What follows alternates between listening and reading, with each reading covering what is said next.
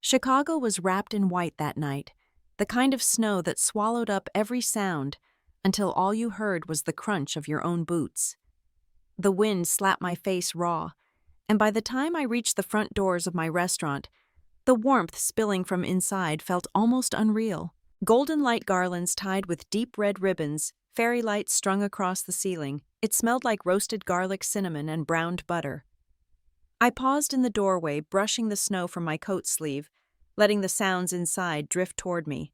Cutlery chimed softly against porcelain voices rising and falling like waves. Every year Christmas Eve filled this room, and tonight was no different. The corner booth, the one people waited months to reserve, sat ready under the glow of brick and candlelight. My family was already gathered. My mother lifted her hand high as if I'd been away too long, and my aunts spoke over each other with warmth that spilled past the table. I slipped into my usual seat at the edge where I could see both the bar and the kitchen line. Elena, my shift manager, moved past with the kind of look that lasted just a heartbeat enough for us both to know the rhythm was steady. I wore no name tag. I didn't need to announce who I was here. Then the door opened again and snow pushed in before it closed behind Michael. He always made an entrance coat, buttoned neatly, scarf arranged just right, his smile wider than it needed to be. Timing was his specialty. Never late, never quiet. Guess what? Everyone, he said loud enough that nearby tables tilted their heads. The VIP booth is ours tonight. The owner here, my college buddy. One call and it was done. The table lit up with admiration. My mother's face brightened. My uncle gave a firm nod. Connections matter, he said, as if it were a family motto. Behind me, the rhythm of forks on plates faltered. A few strangers leaned back in their chairs, curious. Elena's hand tightened briefly on her notepad before she kept moving. I smiled the kind of smile that asks nothing in return. No one here knew about the second loan I'd taken for the kitchen upgrade, or the late nights scrubbing dishes when the washer broke. They saw only the polished room and the food set in front of them. That was enough for them. Cheers. Michael raised a glass of Barolo, one I usually saved for guests who celebrated milestones. We're VIPs tonight, thanks to my connections. Merry Christmas. The glasses clinked together, laughter spread, and a cousin leaned in with a grin. Michael always comes through. You couldn't get this table even months ahead. I pressed my lips into a smile and said nothing. The scent of rosemary drifted from the kitchen with the prime rib, and I let it fill the space where my words might have been. Michael leaned back, continuing his story about his so-called college friend, the owner. Nobody questioned it. They drew closer, listening. Elena appeared again, placing oysters on the table with practiced ease. On the house, she said. Michael puffed up like someone had handed him a medal. I rose last, letting the others shuffle forward first. Elena brushed close to me and murmured, B3 set. Staff ready. I nodded once, catching Tom's glance behind the bar as he shook a Negroni, his expression steady. The booth gleamed under the lights. Linen-pressed flat candles casting soft shadows. I let my fingers rest briefly on the fabric. Every detail had been chosen by me, but tonight, it was Michael who carried the story. Since it's friends looking after us, Michael said with a wink toward Elena, let's not be shy with the special menu. Her smile held steady. I'll check with the right person. The family settled in, voices low with admiration, repeating the word VIP as though it gave the evening extra weight. Michael lifted his glass again, his eyes flicking to me. See, sis, stick with me and you'll always be taken care of. I met his gaze, my mouth curving only slightly. I see that. Under the table, I tapped a short message on my phone screen, resting against my knee, B3. Q1. The green light on the POS system blinked. Elena leaned casually against the brick column, keeping the next table from looking over. In the kitchen, the ladle struck the skillet 3 times, a signal only we would notice. Elena bent closer to me, her voice low. VIP is ready, ma'am. I gave her a nod. Just as we planned. Around me, Michael was still talking, and the family leaned in, hanging on every word. I let them. I wanted them to hold on to that version of him for just a little longer. Outside, snow kept falling thick. Inside, the music swelled. I breathed in the citrus mist from a fresh twist over a cocktail and said to no one in particular, almost under my breath, "Let the show begin." Chapter 2. Family Favoritism. The table stretched long under a blanket of white linen, every glass and fork arranged like choreography. The smell of roasted garlic and basil filled the air as waiters slipped between chairs with well-practiced ease. Antipasto platters landed first olives, slick with oil curls of prosciutto, and cheeses sharp enough to bite back. Then came bowls of pasta steam curling up like ribbons, heavy with the tang of fresh tomato and basil. It should have been comforting, but every cent, every clink of silver only reminded me how much I didn't belong in this moment.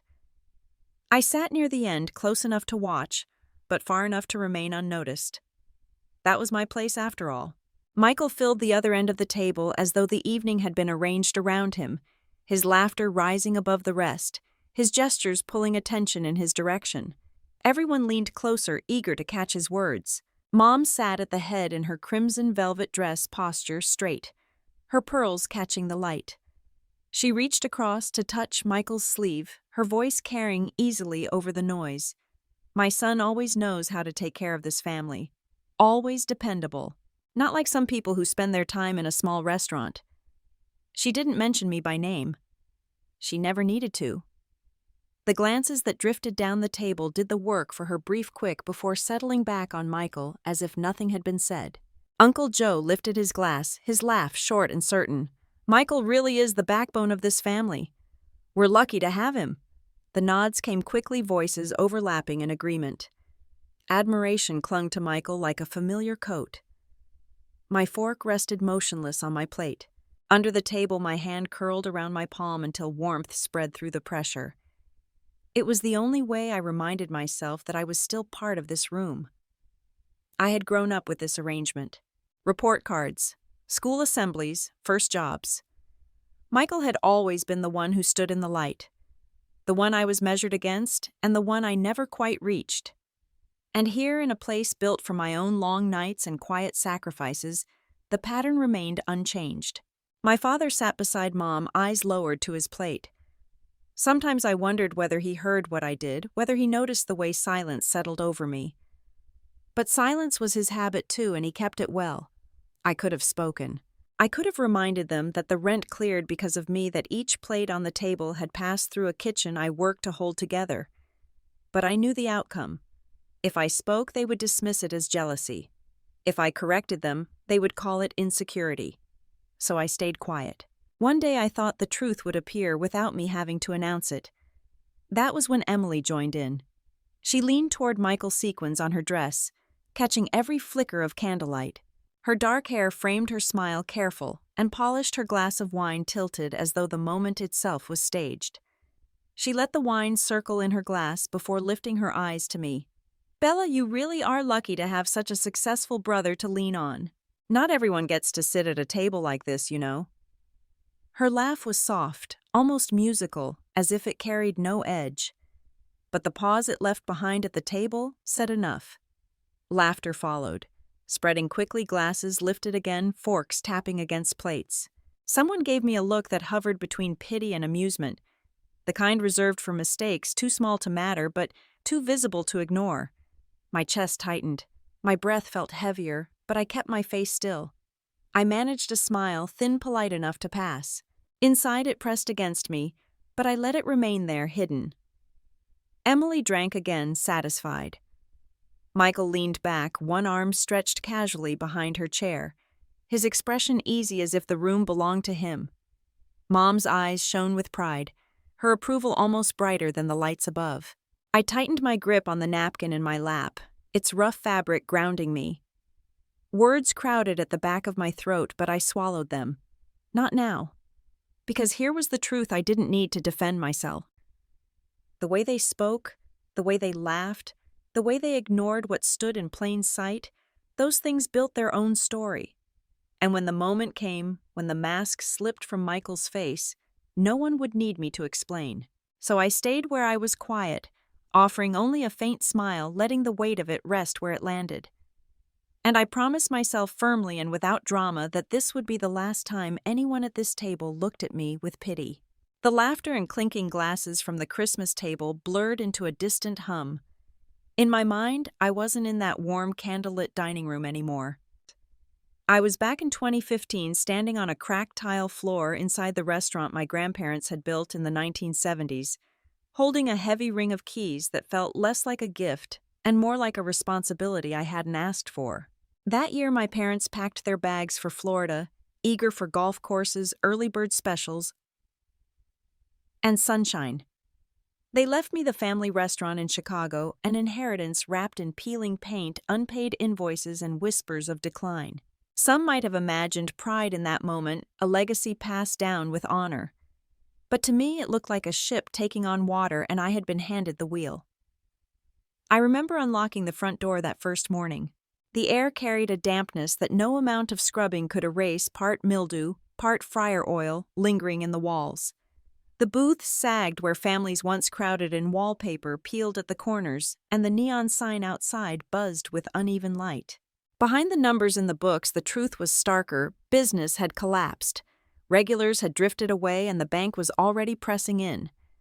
$400,000 in debt hung over me, a number I could barely bring myself to say aloud. The staff, what few remained, looked at me with a mix of weariness and doubt. They had seen owners come and go, and now they had me, the daughter who in their eyes was unlikely to last. Some didn't wait to see how long I'd endure. They left quietly without ceremony, leaving me to fill the gaps however I could. So I did everything. I greeted customers with practiced smiles, even when worry tightened my chest. I carried trays, refilled glasses, and when the last table left, I tied on an apron and worked at the sink until my hands turned raw from detergent. The sound of dishes clattering against steel basins followed me into the night. I walked home in the early hours, clothes damp from steam fingers, wrinkled and sore, only to lie awake staring at the ceiling, calculating how long I could keep going. And then came the weekly phone calls.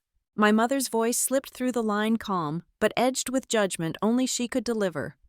"Bella, sweetheart, don't wear yourself down. Sell the place. Let it go. Restaurants are no life for you.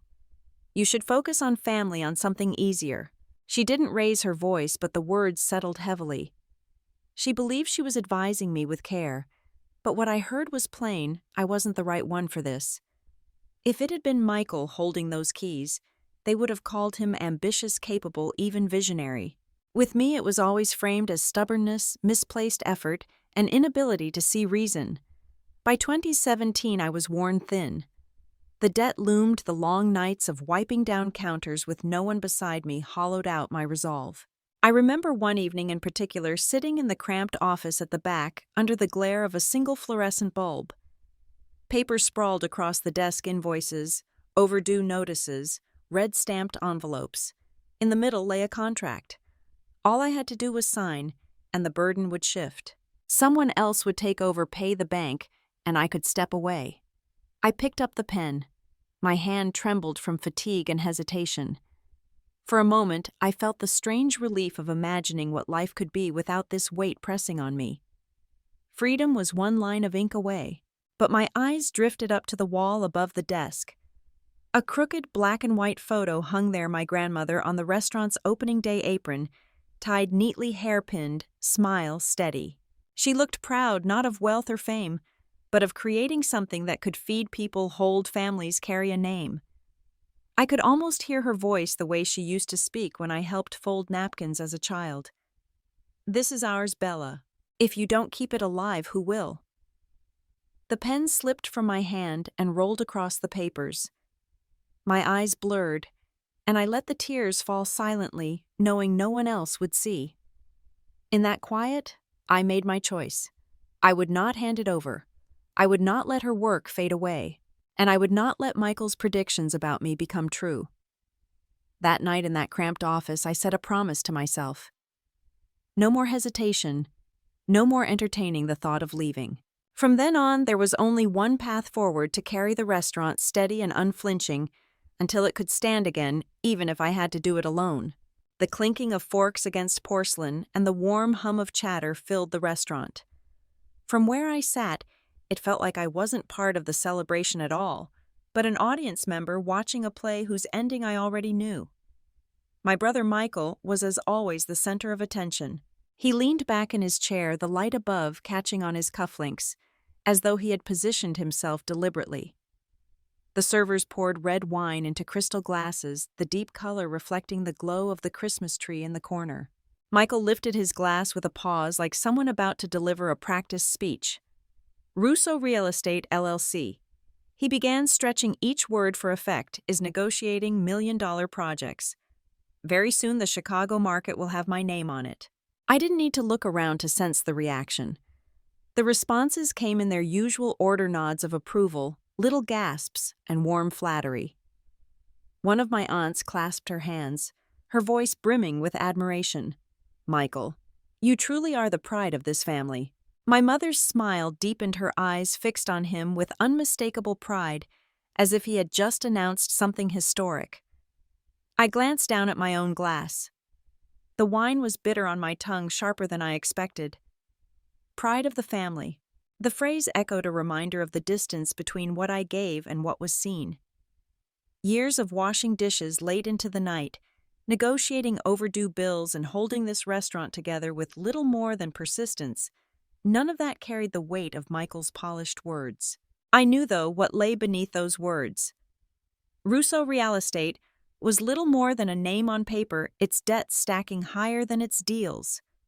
Projects slipped away, contacts stopped returning calls, and Michael carried the appearance of success without the reality to support it.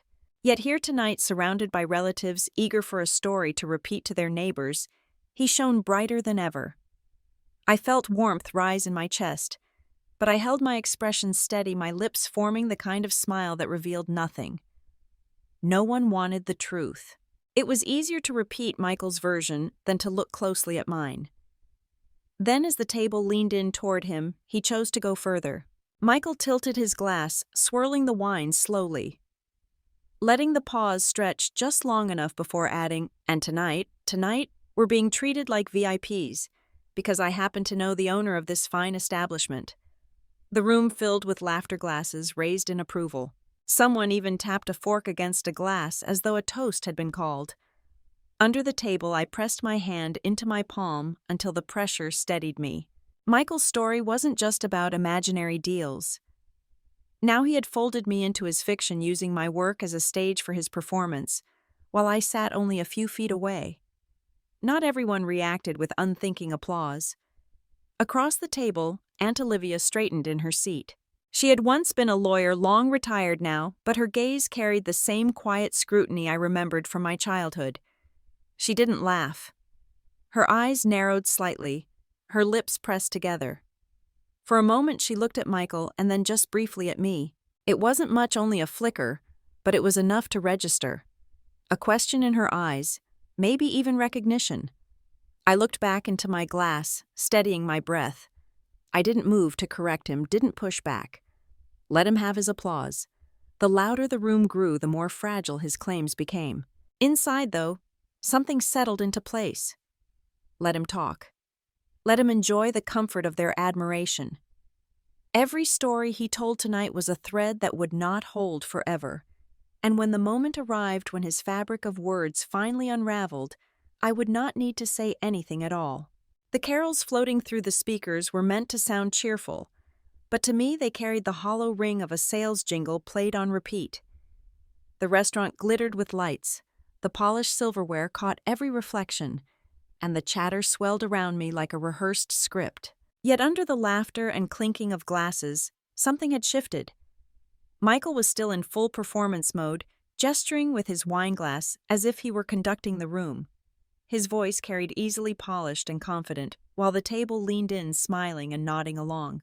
Each story he added seemed to lift him higher, like a balloon bright against the ceiling, fragile and waiting for the smallest touch. I let my gaze travel across the table. My father Frank sat with his arms folded, his brow creasing now and then, a quiet signal that he wasn't convinced.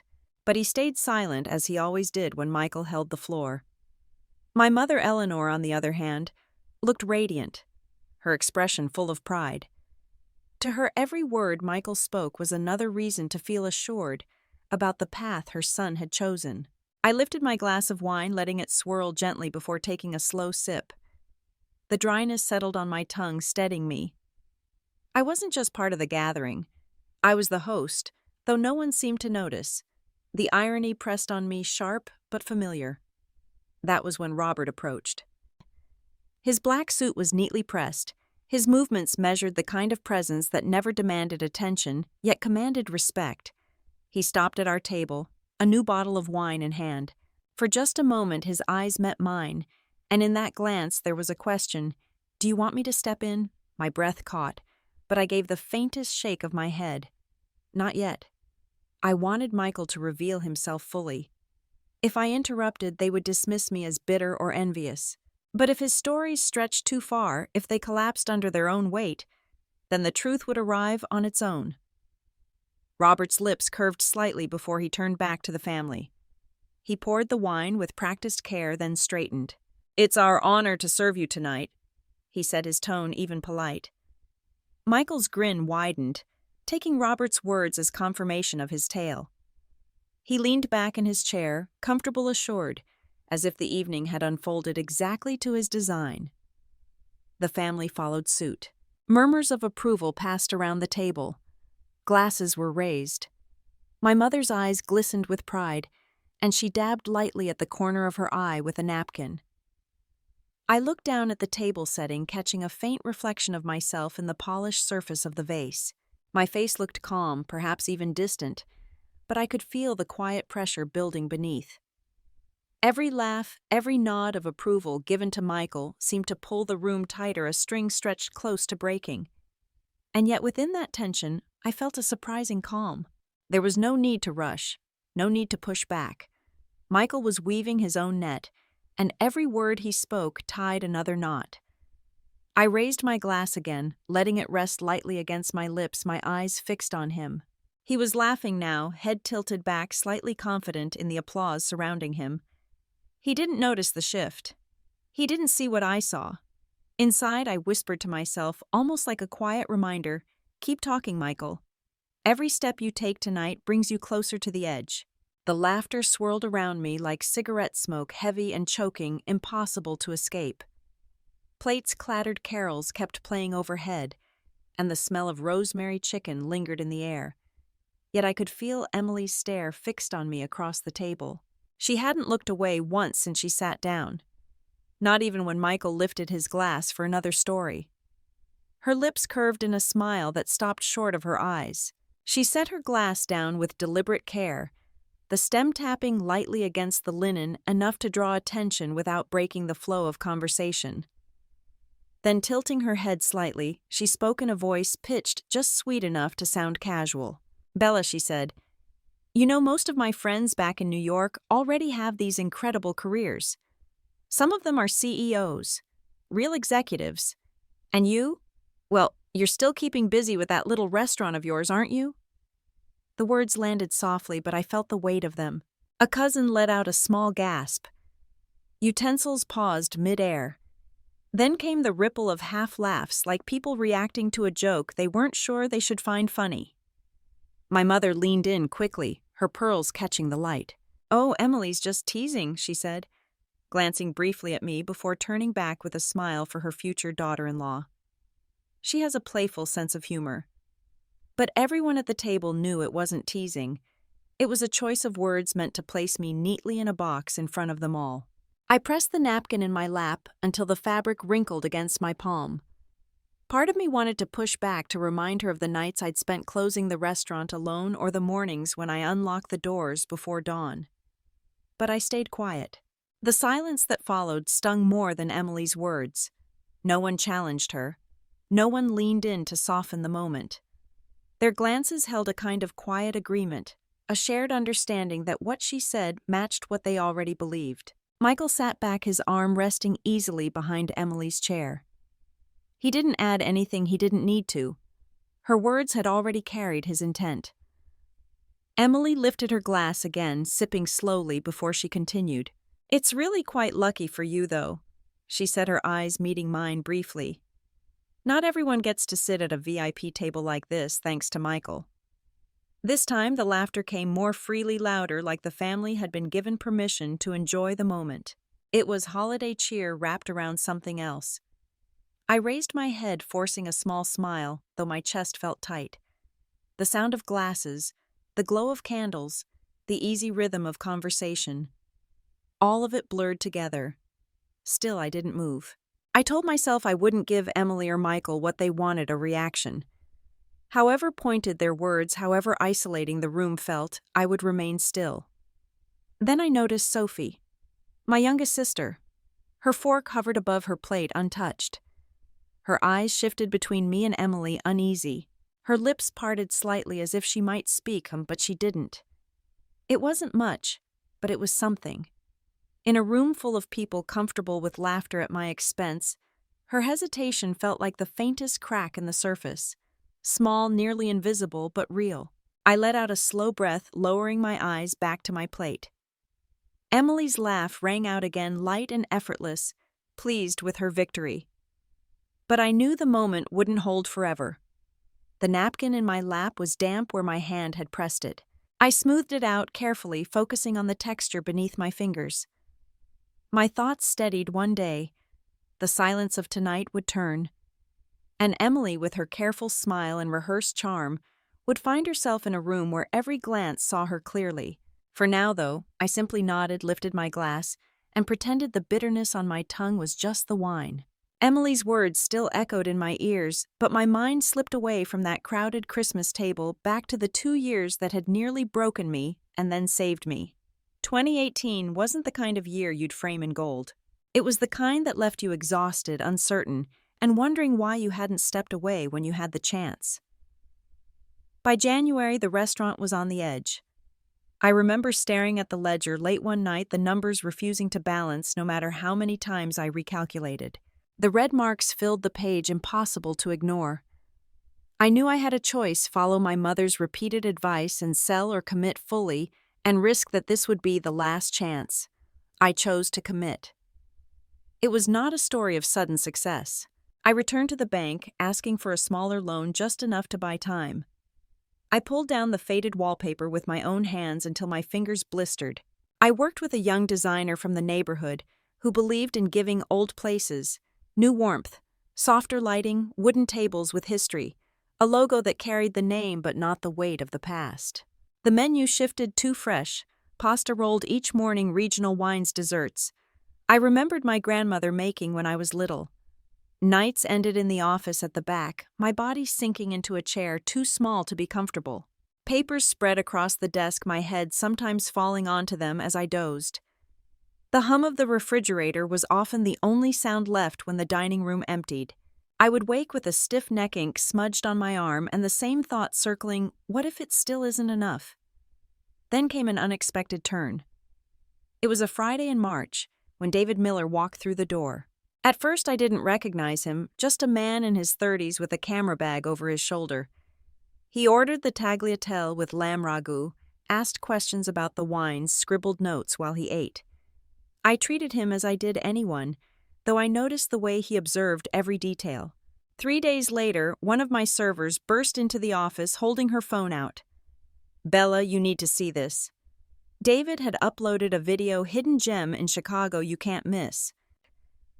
He filmed the steaming pasta, the golden glow of the dining room, even caught my nervous laugh when he asked for a photo. His words were kind, almost tender. "This place feels like home, but the food is 5-star. Mark my words, this spot is going to explode." And it did. Within a week, the phones didn't stop ringing. By the end of the month, there were lines down the block, people waiting in the cold for a table. I had to expand the staff, more servers, another sous chef, a new reservation system. The debt that once weighed like a stone began to shrink little by little. By summer, the restaurant felt alive in a way I hadn't seen since childhood. Families celebrated anniversaries, couples toasted glasses of Chianti, tourists posed for photos under the new sign. I watched from the corner some nights, letting myself breathe a little easier. But with success came a quieter ache. My family never came. Not once. Michael, however, found his own way of weaving himself into the story. He told people he had helped me, that his connections had brought customers through the door. He made it sound as if the crowds came for him, not for the work poured into every plate. I held my tongue. To argue would have made me sound resentful. So instead, I turned that frustration into longer hours, more attention to detail, making sure no one left without feeling they had been part of something worth remembering. Then came New Year's Eve 2019. The dining room was full to the last chair. Fairy lights stretched across the ceiling. The sound of laughter and glasses rising filled the air. I stood at the edge, taking it in, the warmth, the noise, the sense of something larger than myself. For once, it wasn't just a restaurant. It felt like a heartbeat.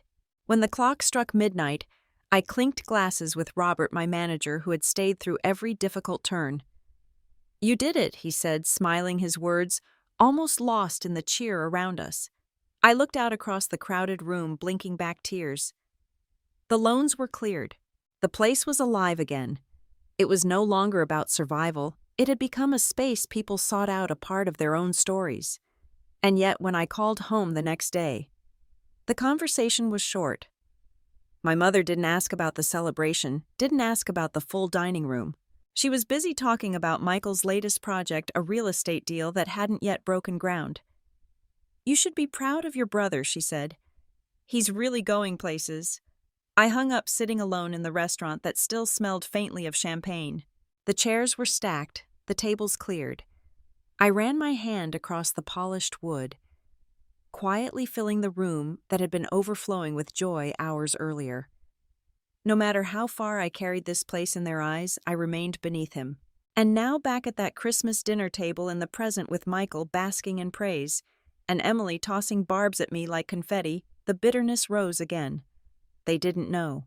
They had no idea that every bite of food they were enjoying tonight, every sip of wine, every light strung above them, it was all me. My work, my years, my persistence. I swallowed hard, forcing a smile, letting the memory fade as the present snapped back into focus. Michael was laughing loudly, Emily clinking her glass against his. My parents nodded along, soaking in his bravado. But deep inside me, the fire roared hotter than ever. I knew the truth, and soon enough they would too. The clinking of silverware and glasses kept the room buzzing, but underneath the cheer there was a hum of tension. Michael had found his rhythm, his voice carrying easily across the table like someone who was never tired of his own stories. Real estate deals, influential friends' investments that would change the skyline of Chicago. He painted them all with broad strokes, and most of my family leaned in as though each word were gospel. But not Olivia. My aunt sat near the end of the table, her back straight, one hand resting lightly on the stem of her glass. She wasn't nodding, she wasn't smiling, and she wasn't offering the polite "how impressive" that flowed so naturally from the others. Her eyes stayed on Michael, steady and watchful, as if she were weighing each word rather than taking them at face value. Michael noticed. He lifted his glass toward her, his grin widening as if trying to draw her into the warmth of his performance. Olivia didn't lift hers.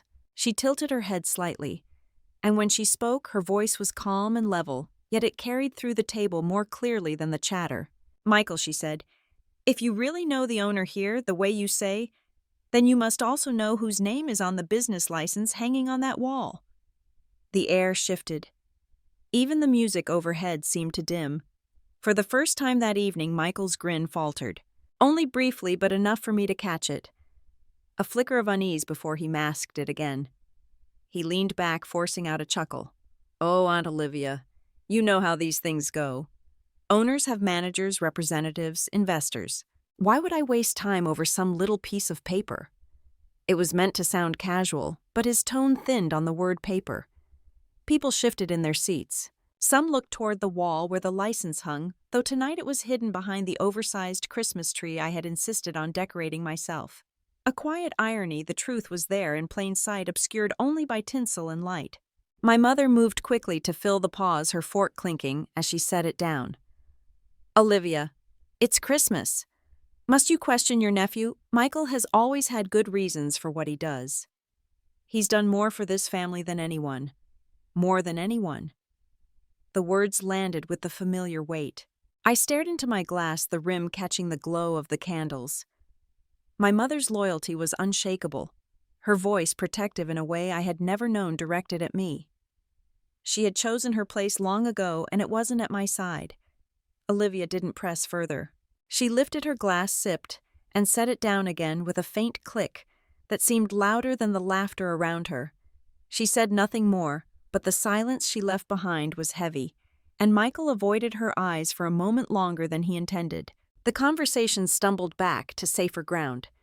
My uncle mentioned a football game a cousin asked for more bread, and my mother guided the spotlight back to Michael's projects. But a shift had happened. Small, thin, but real.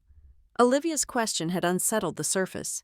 I caught Michael's knee bouncing under the table, a sheen of sweat forming near his hairline. Around the room, I sensed the faintest hesitation in how people looked at him. It wasn't disbelief, not yet, but it was no longer unquestioning faith. I leaned back, steadying my breath. The urge to smile tugged at me, but I held it in. This was how it would begin. Not with a declaration, not with me shouting to be heard. It would begin quietly with a seed of doubt until the ground beneath Michael's story shifted on its own. He raised his glass again, louder, now pushing his voice to cover the murmurs. Anyway, as I was saying, my next deal is practically set. Multi-million-dollar project just waiting on signatures. This time next year, you'll all be thanking me. His bravado filled the space again, but Olivia's gaze remained on him, calm and unwavering. She didn't need to add another word. Her silence had already done its work. I drew in a slow breath, letting it settle in my chest. Inside, the thought formed steady as a promise. They still choose to believe the lies. But no mask lasts forever. And tonight, Michael will be the one to take it off. The main course had just arrived, plates gleaming under the soft golden lights, steam curling into the air like ribbons. Lobster tails, roast beef. Carved to precision, truffle mashed potatoes, dishes I had spent years perfecting for this restaurant, the same dishes I once thought would bring my family together. And yet the warmth I had dreamed of was missing. Instead, the air hung heavy, filled by the sound of Michael's voice. He was in his element. Leaning back in his chair, shoulders relaxed, one hand cradling a glass of wine, he looked like someone certain that the evening revolved around him.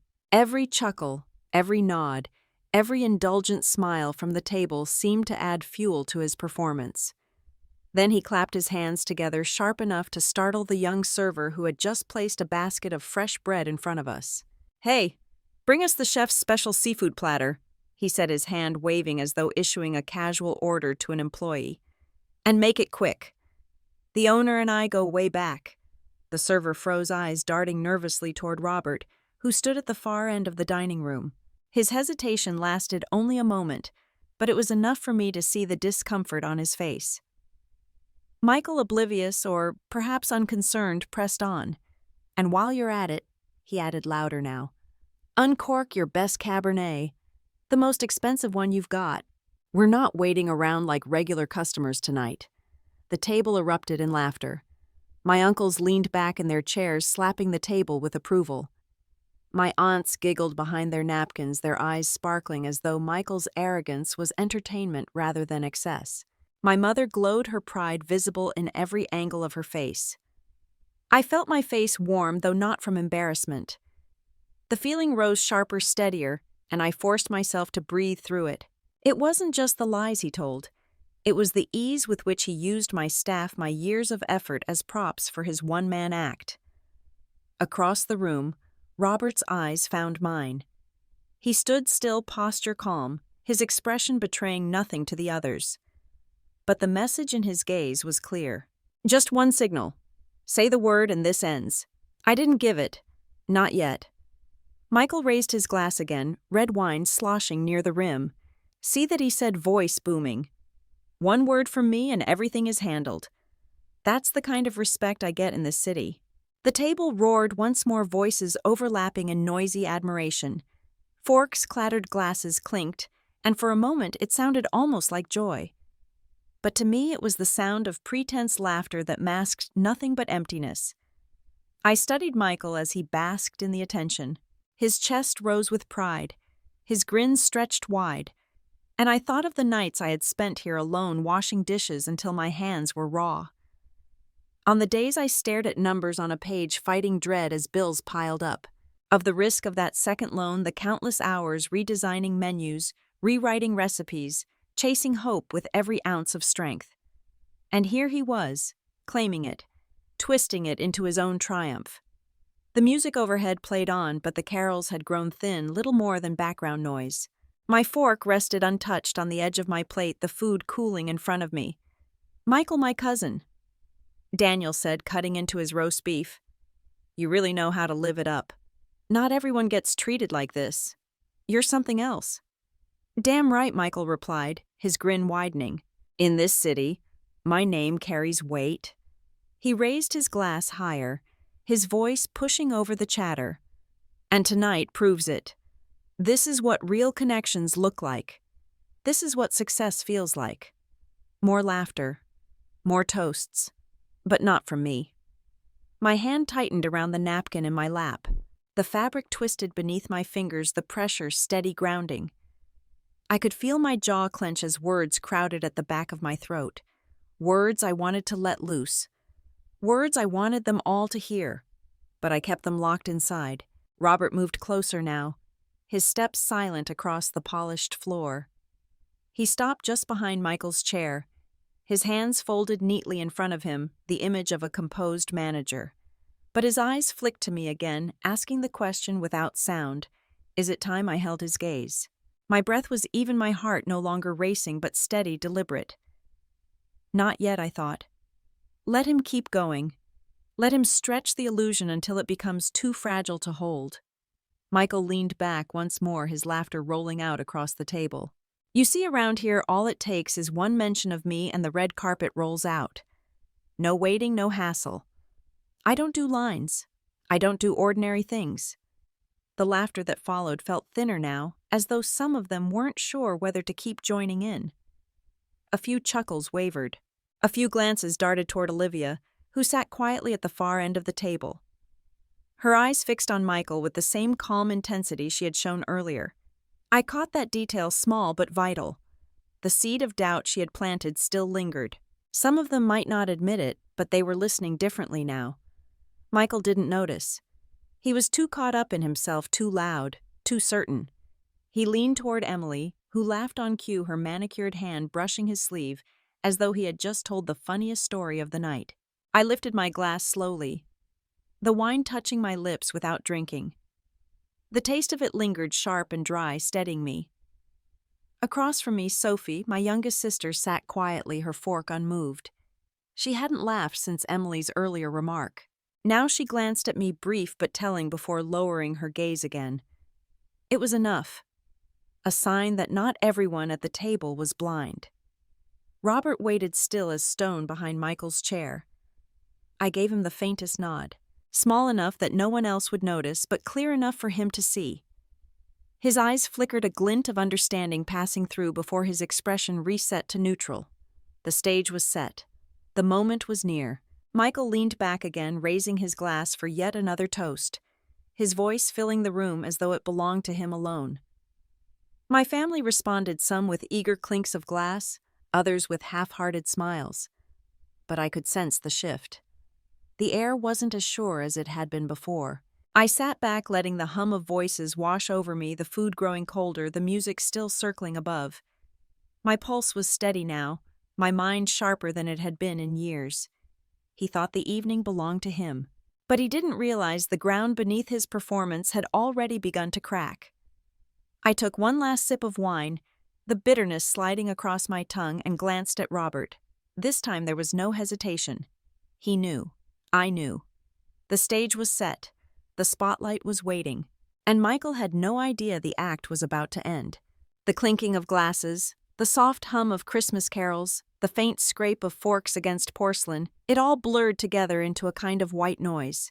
At that table beneath the candlelight and the glittering ornaments of La Dolce Vita's massive Christmas tree, my brother sat draped in self-importance. Michael leaned back in his chair, a glass of Cabernet balanced in his hand, his smile smug, and settled like a man certain the night belonged entirely to him. He swirled the wine lazily, letting the ruby liquid catch the glow of the candles. Every so often he would tip his head back and laugh loud, sharp, deliberate, the kind of laugh meant to claim space. The family followed suit, chuckles rippling around the table like waves after a stone hits the water. And me. I sat in silence, my fingers brushing the stem of my glass, my eyes trained on Michael, as if watching a play whose ending I already knew. My mother beamed beside him, her face glowing with maternal pride. Sophie sat further down, eyes round, lips parted, caught between awe and confusion. Emily's gaze, however, flicked between me and Michael, her smile curling with condescension. She tilted her glass toward me, as if toasting privately to my supposed irrelevance. That was when Robert stepped forward. He had been waiting near the bar, his posture calm, his eyes never straying too far from me. Robert, who had managed this restaurant for 15 years, who had seen me scrub floors and roll silverware when we had no staff, who had stayed through the worst of it because he believed in me. He moved now with quiet certainty, placing one hand lightly on the back of my chair. His voice carried deep but steady. "Welcome, Ms. Russo, boss. This table, like every Christmas, is reserved for you." The room stilled. The laughter ended mid-breath. Forks were set down, glasses paused halfway to lips. The air itself seemed to draw tight holding. My mother's hand trembled as she adjusted her napkin. Sophie gasped, the glass slipping from her fingers and breaking against the tile in a scatter of shards. Emily set her own glass down too quickly, a dark stain spreading across the tablecloth. And Michael's color drained. His glass wobbled slightly in his hand, his lips moving without sound before he forced a laugh that cracked under its own weight. "You're mistaken," he said, waving a hand as if brushing away an inconvenience. "This table was reserved under my name. I know the owner. We go way back." Robert didn't move, his gaze steady. "No, sir. I've worked here for 15 years. I know the owner, and she is sitting right here." He inclined his head toward me.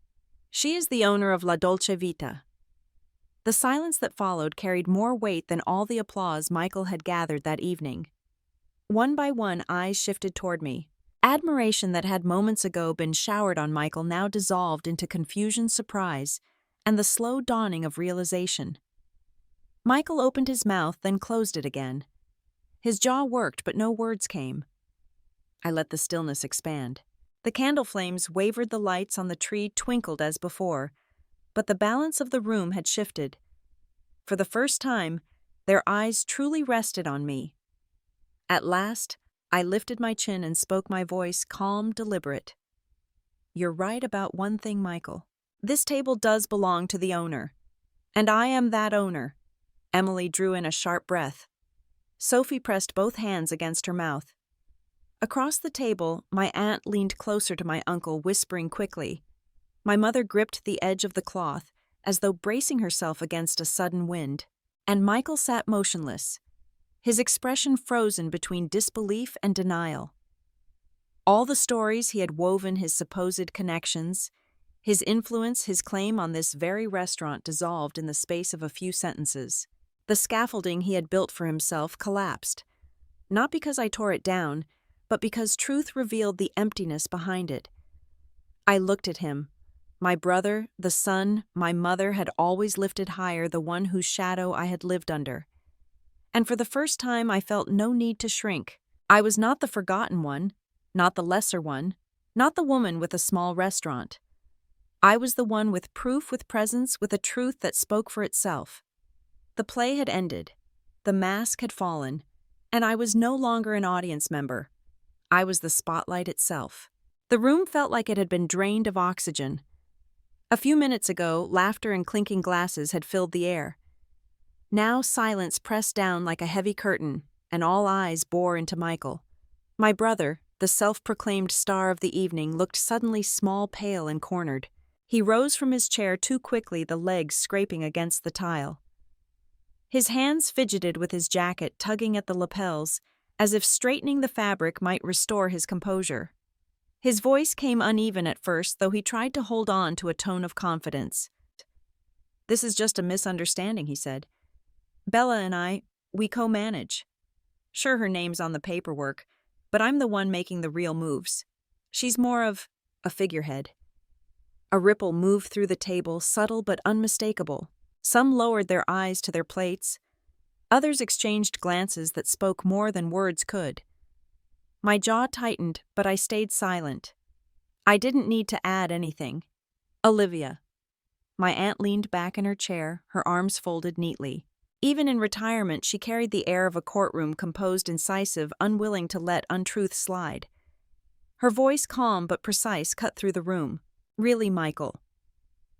Then perhaps you can explain why the business licenses, the lease agreements, and the tax filings all list Bella as the sole owner.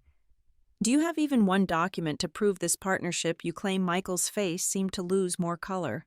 A sheen of perspiration appeared at his temple, catching the chandelier light. His lips parted, then pressed closed again. The silence stretched, exposing the gap between his words and reality. Emily shifted beside him. Her fingers had been wrapped tightly around her wineglass, the stem trembling ever so slightly. At last she set it down with a dull tap. Her gaze turned on Michael, sharp and unrelenting, the veneer of charm she had worn all evening stripped away. You lied, she said quietly, but her voice carried. Not just to them, to me. Her words were simple, but the weight of them was unmistakable. She slipped the diamond ring from her finger, deliberate, unhurried, and set it on the tablecloth. The sound of it landing was small yet final. I can't stand beside someone who builds himself on falsehoods. We're done. She didn't wait for him to respond. Gathering her clutch, she rose from her chair. Her heels clicked softly against the floor as she crossed the dining room, her back straight, her exit unhurried but resolute. Michael reached out faintly, but his hand stopped short of touching the ring. His eyes darted then to our parents, seeking rescue, his tone desperate now. Dad, Mom, you know me. You know I wouldn't deceive you. Bella can't run this place on her own. She couldn't possibly enough. The word came from our father, Frank. He stood slowly, his height seeming greater in the hush of the room. He walked around the table, his steps measured, until he came to stand beside me. Then he placed his hand on my shoulder, firm, steady. I am proud of you, Bella, he said. His voice wasn't loud, but it carried across the room. You carried this family's name when no one else would. You built something with your own hands. Something that endures. I swallowed my throat tight. My father's approval was not something I had often known. For years, his words of encouragement had drifted naturally toward Michael. And now, here in front of everyone, he had spoken to me. My mother sat still, her hands folded tightly in her lap. Her lips pressed together, her eyes lowered. She didn't look at me. She didn't look at Michael. It was as if the weight of her long-held favoritism had finally settled on her shoulders. For the first time, she seemed subdued, her silence saying more than defense ever could. The room held its breath. Then from another table, a voice joined. I can vouch for that. Heads turned. David Miller rose from his seat. Years ago, his words had helped change the course of my restaurant. Tonight, his presence was unexpected, though perhaps fitting. He stepped closer, his expression relaxed, but his words deliberate. I've worked with Bella. Her vision, her menus, her persistence, that's what made La Dolce Vita thrive.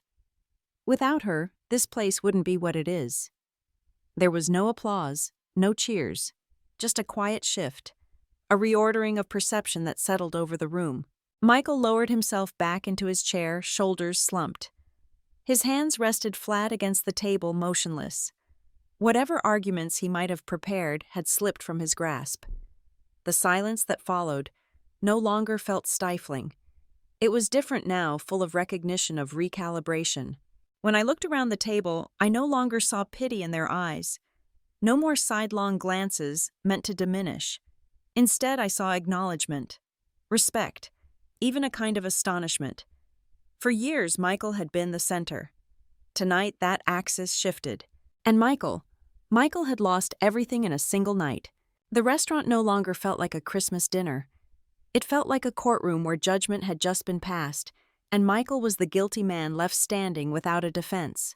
He slumped in his chair, face-pale eyes, glassy sweat beading at his hairline, as though the warmth of the chandelier lights alone had undone him. Every gaze in the room pointed at him. My parents, Aunt Olivia, Sophie, even the distant cousins who had always gravitated toward whoever appeared most successful. Not one pair of eyes carried admiration anymore. The laughter, the applause, the flattery, they had all evaporated. What lingered was silence, steady and unavoidable. Then Robert stepped forward, calm, deliberate, without haste. He placed a polished wooden plaque on the linen tablecloth directly in front of me. The engraved letters caught the glow of the candles. Reserved for the owner. A few whispers stirred, then quieted quickly. It was no longer a matter of argument. This wasn't about choosing sides. It was fact set in wood, simple and undeniable. I lifted my head and let my eyes sweep across the table. For the first time in years, I wasn't being looked at with pity or dismissal. I wasn't the overlooked daughter or the sibling always compared unfavorably. The eyes on me now carried something different respect, and beneath that recognition of how wrong they had been. Sophie moved first, my younger sister who had sat quietly through every condescending remark, every smug boast, every moment of silence that cut deeper than words. She rose from her chair, its legs scraping lightly against the tile, and came quickly to my side. Her arms wrapped around me before I had a chance to react. Her voice trembled against my ear. "I'm sorry. I should have said something sooner. I'm proud of you, Bella." The tears that touched my eyes didn't sting the way they once had. They felt lighter, a kind of release. I held her close, then pulled back to see her face, her eyes shining with both regret and admiration. Then came my mother. She hadn't moved. Her silk scarf was twisted between her fingers, the fabric pulled so tightly it seemed it might tear. For a long moment I thought she would remain silent, as she had so often letting absence speak in place of her words. But then her lips parted. Her voice, though faint, carried through the hush. "Bella, I was wrong. You are the one who carried this family's name. I held Michael too high. I didn't see what was right in front of me. The words were uneven, halting, but they landed with a weight I had waited years to feel. My chest rose sharply as if something long buried had finally lifted. Tears slipped down my cheeks, not of bitterness, but of long-sought release. My mother for the first time saw me. I smiled through them, keeping my hands clenched in my lap to stay steady. Recognition had come not as a gift, but as something earned through every night. I had doubted myself, yet kept going. But the moment didn't hold long. Michael pushed up suddenly from his chair. His face was flushed now, his breath uneven. "No," his voice cracked rough with urgency. "I'm still the firstborn son. I'm the rightful heir. This doesn't change anything. I deserve it, not her." A fork dropped somewhere near the end of the table, the clatter startling in the silence. My brother's hands balled his shoulders, drawn high. He looked not triumphant now, but cornered, grasping at the remnants of a claim that had already slipped away. Then Olivia rose. She didn't raise her voice. She never needed to. Her years in the courtroom had taught her how measured words could carry more weight than any outburst. "Michael," she said evenly, "inheritance is not about being loud. It is about truth. Tonight you revealed your own falsehoods. You are not a partner, you are not an heir, and you have no claim here. That is the reality." Her eyes stayed on him, steady, unwavering. For a moment Michael's chest heaved as if he would argue, but the words never came. Slowly the fight left him, his posture sinking. He reached for his chair, but instead of sitting, he let it fall backward, the wooden legs clattering against the floor. Without picking it up, he turned toward the door. His steps were unsteady. His shadow stretched long across the tiles. No one moved to stop him. No one called his name. The door opened, then closed behind him. Beyond the glass, snow drifted steadily under the streetlight, his figure swallowed by the quiet night. Inside, silence lingered, yet it no longer felt suffocating. It was different now, settled, grounded, as though something long unresolved had finally found its shape. Someone exhaled audibly. A glass was set softly back on the table. My own chest expanded, the tightness easing for the first time in years. What filled me wasn't triumph. It wasn't the sharpness of victory. It was peaceful. I straightened, looking around at faces I had known all my life. Their expressions had changed, no longer tinted with pity or superiority. Now they carried reverence, even awe. For the first time, they weren't overlooking me. They were listening. That Christmas night, I didn't just reclaim the truth. I reclaimed my place within this family. I was no longer the shadow behind my brother's claims. I was the anchor, the one who had endured, the rightful heir to the work that had been entrusted to me. And I know now no mask can last forever. Sooner or later, the truth finds its way through. So let me ask you something. If it were you, if your family dismissed you, belittled you, while they cheered for a lie, would you stay silent? Or would you stand and let the truth be